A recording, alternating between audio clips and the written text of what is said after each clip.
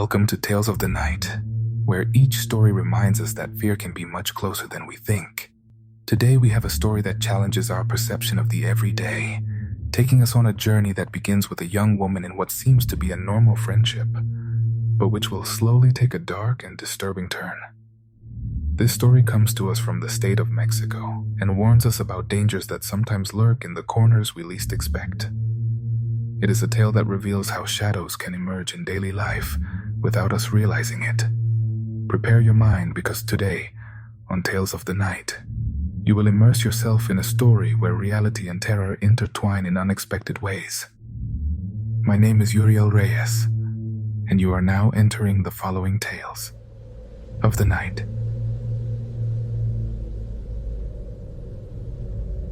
Hello. Good evening, Uriel and the entire community. I have been thinking a lot about sharing my story, as it is quite recent. The truth is that I don't think it's a bad idea to do so, as long as it's done anonymously, since unfortunately, I am the protagonist. In advance, I apologize because it is somewhat of a long story. I am 18 years old and live in a very little known town in the state of Mexico, almost reaching Hidalgo. I also want to say that despite being aware of how I look physically, I don't like talking about it much and have never cared if people notice me. In fact, to a certain extent, it makes me uncomfortable.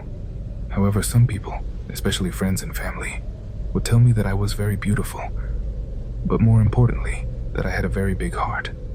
I mention this because I believe it will be important in the development of the story. I was always very sociable, had many friends, and when I entered high school, that didn't change. I became well known because I was very friendly and always participated. I tried to be friends with everyone. Even the teachers held me in high regard. Unfortunately, one day I had to make a mistake, and that mistake led me to what I am about to tell you. In the last semester of high school, a new girl entered. As I have always been friendly, my group of friends and I approached her to welcome her to our generation, and even invited her to eat with us during recess. She accepted, although I could see the discomfort on her face, and even thought we might have been too forward. Invasive, perhaps. But I didn't give it importance, as after all, everything was with good intentions. The day went by normally, and when recess arrived, my friends and I gathered in our usual spot, a little tree that provided good shade, and which we had even adapted to eat under, in the lower part of the sports courts. We were waiting for the new girl to arrive, but she didn't, so we thought she simply hadn't liked us very much and continued with our day. Days passed, and this girl, whom I will call Sandra, continued to avoid everyone. I noticed that when they asked for pair or teamwork, she would end up not turning it in because she had no one to work with. So, in the next assignment, which was precisely in pairs, I decided to separate from my friends and team up with her, whether she wanted to or not. She didn't like it at all, but had to accept because the teacher told her that if she didn't, she would fail the course, something that obviously wasn't convenient for anyone in the final stretch of high school. We began organizing our work. She couldn't come to my house because she said it was very far away, as she lived in a neighboring town. I proposed that I would go to hers, but she said no, that her parents didn't like visitors and that it was better if I didn't come. Then she proposed doing the work in a library near her house, and since I had my car, I decided it was the best option. As we progressed in our project, she began to take more confidence. She told me about her family, said she had a little brother, that her parents were very strict with her, and made a comment that I didn't pay much attention to at the time. When we do the ceremonies, everything becomes a mess. That's why I don't like inviting anyone to my house. Over time, Sandra and I spent more time together, and without realizing it, I was distancing myself more and more from my group of friends. Although we had already finished our project, we continued meeting at the same library, and she always brought me cookies. She said she was already making them, that they were made with love, with a special ingredient, which made them so delicious. And indeed, the flavor of those cookies is something I will never forget. Then I began to notice that when I bathed, my hair was falling out. I wasn't too worried since we were in exam season, and I attributed it to stress, and I was becoming increasingly frequent with Sandra. But we no longer did this in the library, but in a small park very close to her house. There came a point where I only ate the cookies she gave me. She no longer gave me just 2 or 3. She always arrived with a box for me. I began to notice even more changes. My hair was falling out even more. I lost a lot of weight. My face looked worn. I felt permanently tired and didn't want to eat anything, except those cookies. It was the only thing I craved. And of course, I continued attributing these symptoms to school stress and didn't give them the importance they should have. Approximately a month and a half passed, and I remained the same without realizing it. My friends and that popularity I had in high school disappeared. I now only had contact with Sandra. She would tell me that I didn't need anyone else, that she would always be there for me, and she was right. All I had left was her. Months passed, and unfortunate events began to occur in my house. My little dog that I'd had since I was small became sick and died shortly after. My hamster also died. I started having trouble sleeping because I felt that something or someone was spying on me at night. And I think between that and school stress, my image was deteriorating more. On graduation day, Sandra told me she was ready to invite me to her house, that she was going to introduce me to her family, that she had prepared everything for my initiation to be special. I foolishly believed that by initiation, she meant meeting her family, but I was very wrong. Sandra asked me to wear a red dress, just like the one she would wear because she wanted us to look very pretty that day, and I agreed. I wanted everything to go as she had planned. At that moment, the only thing that mattered to me was that Sandra would be happy. She was inviting a friend to her house for the first time and was very excited. She picked me up in a black Mustang with tinted windows and a red stripe crossing the car horizontally. I was surprised because in my town it's rare to see a car like this, and more so because Sandra had never mentioned having one. I didn't even know she could drive. Upon arriving at her house, a wooden gate with carved figures opened, revealing a large yard and a house in the background. When we got out of the car, a woman who didn't look older than 35 received me, with a small boy around 3 or 4 years old. The woman called her husband. "Julian, come down. The girl has arrived with another girl." Down the stairs came a man who didn't look older than 40, with a very defined and handsome physique, like the lady. "Come in, daughter," the man said with a firm but warm voice. "So you're the one who gives life to my Sandra," he added. I smiled while Sandra responded, "Yes, Dad," although she was prettier when I found her. It was then that I realized I hadn't paid attention to Sandra's physical appearance. Before, when we first met, she wasn't a very attractive girl, but now she was very beautiful. I started wondering what I was doing there when Sandra's mom mentioned they were just waiting for nightfall to finish what Sandra was starting. An inexplicable terror invaded me. I didn't know what they would do, but hearing those words scared me. I told Sandra I had to leave, but she refused. She said she knew I had permission to stay over and that I shouldn't be afraid, because otherwise, the ceremony wouldn't work. Her words left me frozen.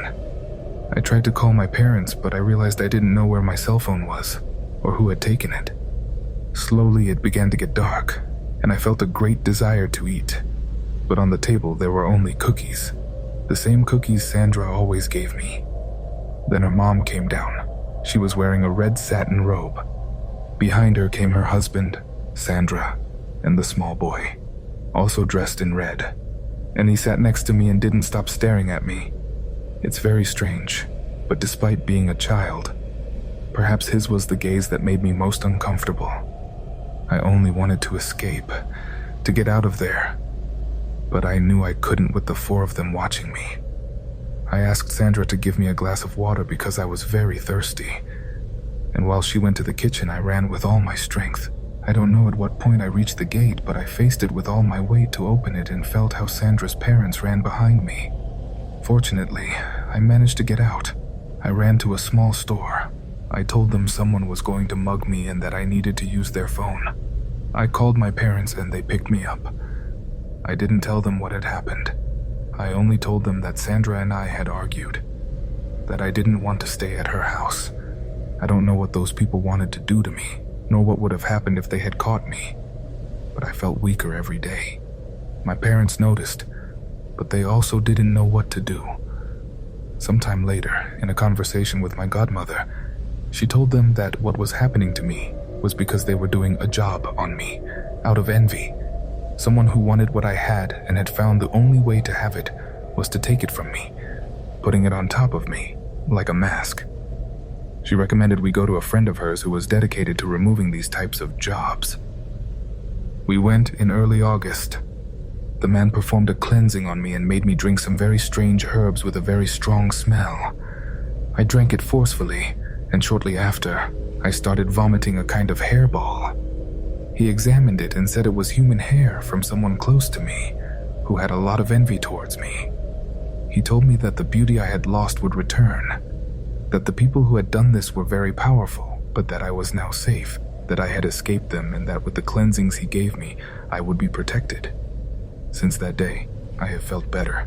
Recently, I entered university and made friends again, though now I am much more selective and try not to trust people so much.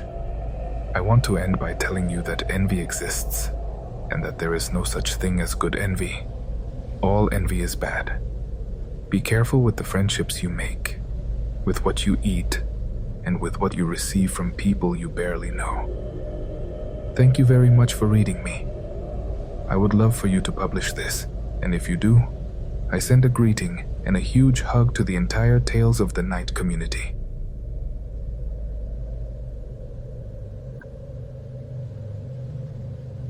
Hi Uriel, I hope you're doing well. My name is Itzel, and I want to tell you a story about an incident that happened to me years ago. When I was 10, I had a small group of friends. There were 4 of us in total. Like many children, we were somewhat restless, but nothing out of the ordinary. One day, curiosity led us to explore something that, in hindsight, I wish we had never touched: a Ouija board. The cousin of one of my friends, Hugo, lent us his, and we decided to have a sleepover at his house to play with it. Being young and ignorant, we had no idea what we were about to unleash. At first, the game was harmless. We asked simple questions and laughed at the answers, convinced that we ourselves were moving the planchette. But as we progressed, the answers began to become more personal, revealing things that only we could know. The atmosphere changed subtly, but palpably. Something wasn't right. One of my friends, Damian, kept refusing to believe what was happening. Laughing, he started hurling insults, demanding that the entity manifest itself. We asked him to calm down, not so much out of fear, but because Hugo's mom was sleeping, and we didn't want to wake her up. We didn't want to get scolded for playing with this. Suddenly, the glass table we were playing on broke out of nowhere. We only saw a crack that slowly began to spread across the entire table. We smiled at the coincidence, trying to shake off our fear. But then we heard a loud bang upstairs, like a door slamming shut. We thought it was Hugo's mom who had woken up, and I felt momentary relief when we heard her footsteps. But that relief disappeared when we saw her come running down the stairs, screaming in a way I had never heard before. She began to scold Hugo with many profanities, but there was something very strange about her voice. It was as if a child and an old man were speaking simultaneously inside her. I said goodbye, but no one heard me. Something was telling me that I shouldn't stay in that house. I walked home and went to sleep without dinner. I was so scared, so uncomfortable, that I couldn't even think about eating. But my parents woke me up a while later. They asked me what had happened at Hugo's house. I told them I didn't know. They said something very serious had happened after I left, that neighbors had heard screams, and when they approached, they found Hugo's mom completely out of her mind, grabbing Damian's neck, and several people had to separate her from him. It wasn't long before the police and ambulances arrived. But Damian, they told me, was seriously ill in the hospital. Of course, that was the last meeting we had with that group of friends. Hugo stopped talking to us. His mother was taken away, but not to jail. They say to a hospital. And he went to live with his grandparents, since his father had passed away a long time ago. About my other friend, I didn't hear anything more, only that he moved to Tamaulipas. Damian, I hate to say it, but he was left with very serious consequences. Apparently, he was without breathing for several minutes and suffered brain damage that left him unable to move or speak. It's something that still hurts me to think about. As for me, although at first it didn't seem like anything had happened to me, my parents tell me that after that day I started talking and walking in my sleep. My behavior also changed. I became aggressive, even violent, and no one understood why. Finally, someone they sought help from told them that I had something attached to me, a mischievous entity, not completely evil. They performed several cleansings and used holy water and oil to protect me. They also hung Saint Benedict keys throughout the house to repel any evil. But the most curious thing is that, although they would hang them, they would always rust extremely quickly. This was my life for a year and a half until finally the presence, or whatever I had attached to me, left me in peace. Since then, I carry a Saint Benedict key around my neck and hang it on my headboard when I sleep as protection. I didn't learn much about the Ouija board, but honestly, I will never play with it again. It's not that I'm afraid of it per se. I couldn't guarantee that everything happened because of playing with it, but I feel that if I were to do it again, I would discover if that was the case. And I don't want to.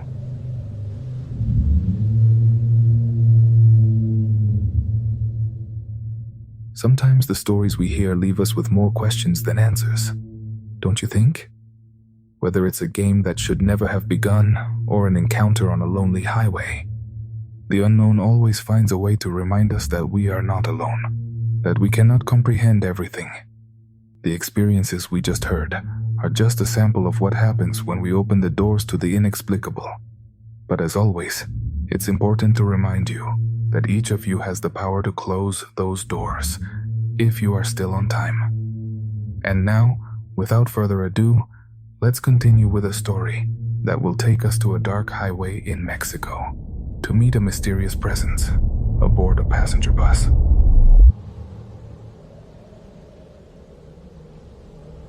Hello, community. Good evening. My name is Angel, and I am a bus operator. I've been listening to your stories for a long time, and would like to share a story about something that happened to me and that to this day continues to leave me with much to think about. I'm not good at writing stories, but I'll do my best. Some time ago, I was on the route from Coatzacoalcos to Querétaro, which means I have to pass through many foggy highways at night. Personally, I prefer to drive at night, as there is usually very little traffic. That day, I left as usual. I passed through the city of Veracruz, and when going up towards Jalapa, I realized I had to drive carefully because the fog was very thick. I didn't even want to imagine how it would be going further up. Leaving Jalapa towards the Puebla highway, I left that place as usual. I boarded my vehicle and my passengers without incident, but I found a woman with a rather strange appearance, like a large woman wearing typical ranch clothing. I greeted her and invited her to board, and everything was normal. She bought her ticket, we loaded her bag, and after boarding everyone, I left as always. As I went up the dangerous curves, I realized I had to go very slowly since the fog, as I had imagined, was very, very thick that night. So I drove with great caution, except that something very strange had been happening since I left Jalapa. Inexplicably, I began to feel a tiredness that was not normal, as I am used to driving long hours and sleep would normally come almost when arriving in Querétaro. I continued on the highway, but I had a feeling of chills. I started to feel like someone was coming beside me, which made me shudder, but no matter how much I looked, I saw nothing and no one. Then I remembered the mysterious woman, the older woman. I continued my journey with fear due to the sensation that did not stop at all. And at 3:15 a.m., something even stranger happened. Suddenly, all the fog disappeared exactly at the section where the entrance to La Malinche National Park is located. I was surprised, as there had been very thick fog throughout the entire trip, and it simply vanished, but I wanted to take advantage and gave it a bit more speed. While accelerating, suddenly in front of me appeared a black fog, but a black that I had never seen in my life, exaggeratedly thick. At that moment, I felt like my entire skin was tingling. Somehow I started to reduce speed and passed over that fog. For a very short moment, I lost all vision, felt great fear. I thought I was going to crash into something, that I was going to leave the road at any moment. When I looked in the rearview mirrors, I realized that the fog had practically disappeared. I continued my journey with fear, and when arriving in Querétaro and passengers began to descend, the last to get off was that mysterious woman. When I handed her luggage, she told me, "You got scared, right, son?" It caught me off guard, and I replied, "When, ma'am?" "Back there in the early morning. He was about to get on you, but I was with you. Don't worry. I left something for you to take care of yourself. And when you see a black fog again, you just have to say out loud, 'You're not getting on here.'" I hadn't told anyone about this until recently, when a photo of a ghost that got on a truck driver went viral, precisely in that zone. I really don't know how that woman knew what had happened, but I also haven't seen anything similar since. What I do know is that when I travel at night, sometimes I feel like someone is accompanying me in the cabin, but it really doesn't scare me anymore. In some trips I can feel it, in others not. Only when I feel I'm in danger, that presence appears. I have some more stories and hope you like my account, although I know it's very difficult to believe. That's how things happened. I would just like to ask you a favor.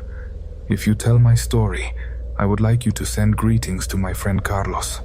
He will know who he is, as he is also a faithful follower of Tales of the Night. Good night, and we'll be in touch for more anecdotes.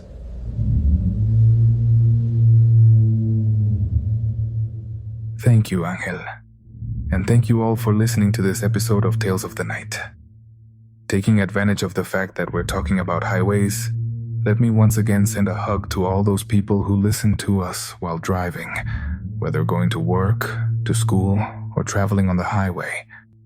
Thank you for letting us accompany you on your journey, but keep your eyes wide open. Perhaps you can be the next protagonist of Tales of the Night.